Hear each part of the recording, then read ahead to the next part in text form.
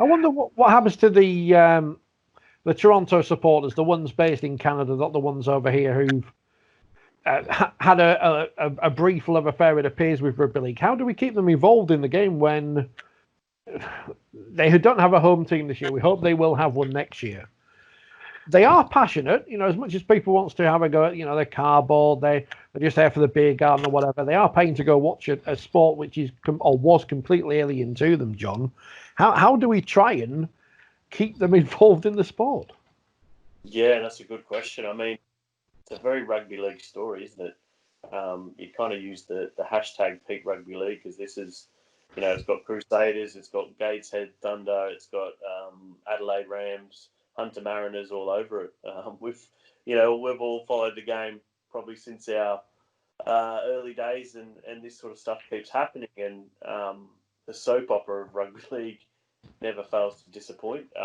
There really are some very passionate Toronto fans, some that I've met, and they do a lot of good work in the community there. So hopefully there can be a way that they can be kept in the sport, whether it's Ottawa, whether it's Toronto. Hopefully they do continue to exist, whether it be the Championship or League One or Super League with a penalty. Because they've definitely put a stake in that market. And as Phil said, maybe we should have supported them better. Like for example, the RFL could have paid for, 2 development officers to be based over there, or set up, like an academy to try and bring through, because I don't think there's, a lot of development work done there. That could have been something that would have helped them. But yeah, there are some very good people associated with the club, and I hope they're not lost to the sport. Because let's face it, Paul, we are a sport who can't afford to lose people following us. Yeah, absolutely, yeah. We need more, not fewer. You can only retain them by giving them some clarity, I think, and doing it as soon as possible. And obviously now it seems that Toronto won't be playing this year, but they need to know as soon as possible whether Toronto's going to be around next year. And we don't know David Argyle's intentions. I know what you mentioned earlier, John, about what he might do. But Super League and the RFL need to be talking with Toronto now to sort this as soon as possible, in a much quicker way than they've done with the whole promotion and relegation business, so that we can actually say to our Canadian fans, you know what, this was just a ridiculous situation that we've had to deal with, and it was just completely unforeseen. But the club is important to us. You are important to us. I don't think we retain them by saying, oh, well, you've had a glimpse, but here, just watch it on Sky or, your equivalent. Watch Wigan play St Helens, because they're not going to have that same stake of investment. They might think, yeah, it's a great game, but they're not going to care to the extent of having their own team. And they came out in numbers. However, you might want to be skeptical about it, of how many got in for free or whatever. People turned up. That was the main thing. People were interested and turned up. So we've got to make sure that we can't let that go to waste, but we will, unless we safeguard Toronto quickly. It's. I don't think you just say to them, "Oh, go and support Ottawa." I mean, why would you? If you were them, I just feel like you would think, "Well, what's the point?" Because this is just going to happen again. If they're gone. I think that let's be realistic about this, and this is the damage that's been caused by the situation that we're in at the moment. Whoever's fault it is, that'll come out in time. But they are gone. Those 10,000 people are gone.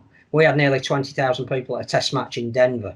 I guarantee virtually every one of those people now have forgotten the rugby league experience they had. They may have enjoyed it. They may have gone for a few beers and bought a T-shirt. But we haven't been back there for 2-3 years now. You can't build up and then drop a market and expect it to stay with you. We are a very, very transient world at the moment. Toronto is a city that has, 5 other professional sports teams. If we're not there with some promise of them being in the Super League, playing in the top flight against clubs they haven't even had the chance to see them play against at home, those 10,000 people are gone. And I just don't think as a sport that there is any area within our traditional geographical spread that will suddenly bring you 10,000 fans to the party. We need to decide what we want. Toronto had announced in the not too distant past that they'd done a deal with the Department of Trade. We can't get into government departments. They were going to be the public face of companies that trade in the UK and Canada. There were all sorts of commercial opportunities that we have never had the chance to exploit.